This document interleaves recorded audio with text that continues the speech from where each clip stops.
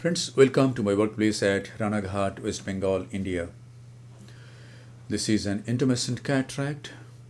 In this video, I want to emphasize the importance of jerky pull to do capsular Rhexis. By this time, the main incision has been made. This is a side port on the right side of the main incision. And now I am going to inject an air bubble. Beneath this air bubble, trypan blue dye is injected over the anterior capsule. The dye should touch on all parts of the capsule and there should be uniform staining all over. Now the dye is washed out. The patient is under topical anesthesia and the patient is moving his eye a lot. The dye is washed out with the help of a 23 gauge Simcoe cannula. Now viscoelastic substance, in this case it is 2% hydroxypropyl methyl cellulose, is injected and it is applied over the cornea for better visibility. One more side port is made on the left side of the main incision. You can see how much the patient is moving his eye. The side port on the left side is about 3 clock hours away from the main incision. And now see the Rhexis. As soon as the anticapsule is incised, there is a grace of milky fluid. And as I try to do a small Rhexis, it tends to extend to periphery. And there is so much egress of fluid mixed with cortex, I can't see well. So I just aspirate that cortex. There should not be any fluid pressure, even visco pressure should not be there at this time. Just aspirate. Even the IOP should be on the lower side. And now some visco has been applied and see the jerky pull. Hold the flap and do this pull. See it again in slow motion. This is 50% speed. Hold it, give this jerky pull, another jerky pull, and complete the small Rhexis. And now we have to aspirate some cortical lens matter to decrease the intralenticular pressure. I am using a 23 gauge Simcoe cannula. You can use this instrument or a bimanual irrigation aspiration or a coaxial irrigation aspiration. Aspirate some cortex and decrease the intralenticular pressure. As the intralenticular pressure is decreased, the tendency of the capsule to run to periphery is no longer there. Now in this case, how to enlarge the mini Rhexis? You can see the mini Rhexis is not central, it is eccentric. It is towards 6 o'clock. So how to enlarge this?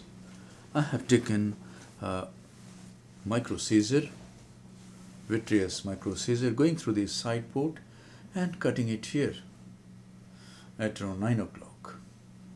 And now I have to go clockwise from here.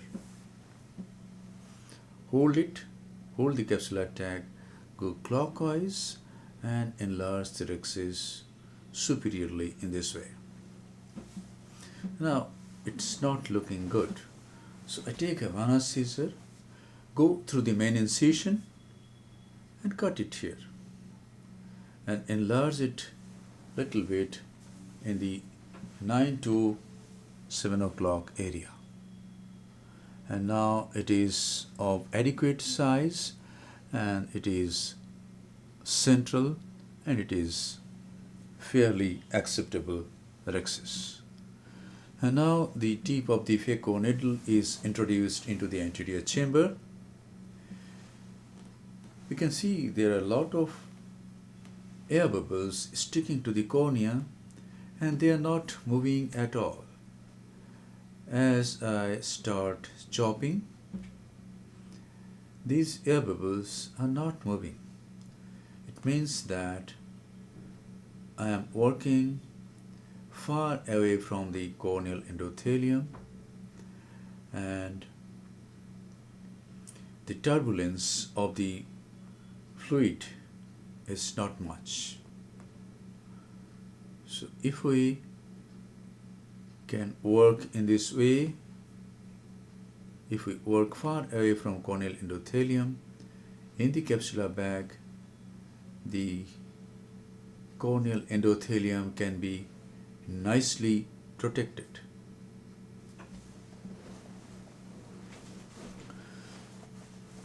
So the nucleus has been chopped into several fragments. Each fragment is being emulsified with ultrasonic energy, which is 65% in this case. Flow rate is 45 and vacuum is 450 millimeter of mercury. This is Faros from Oatly.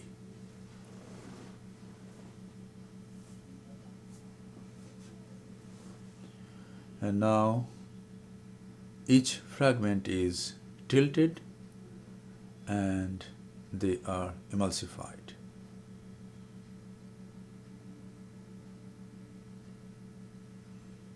This is the last nuclear fragment. We must see the stability of the anterior chamber at this time. If there is surge or any instability, we should use posterior capsule protector or very low vacuum and emulsify the last nuclear piece.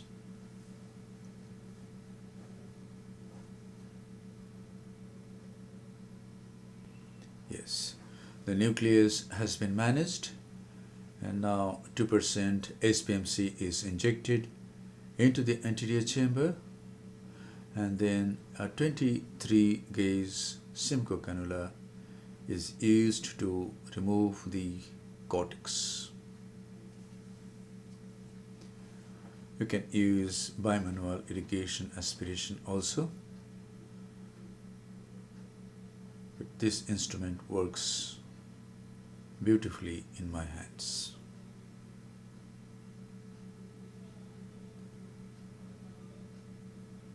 Yes, it is done. Now I go through the left side port, and now this is hydroimplantation of a hydrophobic single piece monofocal intraocular lens. The leading haptic goes into the capsular bag, and the trailing haptic also goes into the capsular bag. The irrigating probe is used to dial the lens.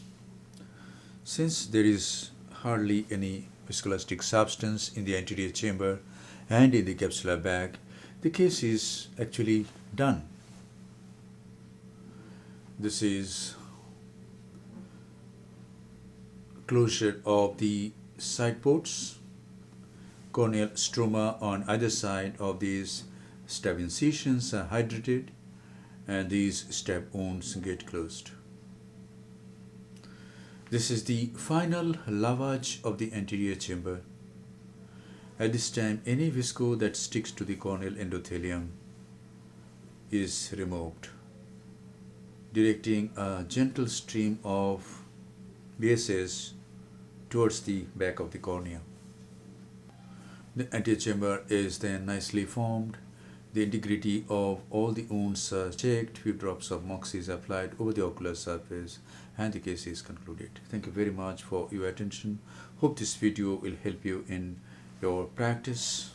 Please understand the importance of jerky pull for doing many Rhexis in intumescent cataracts.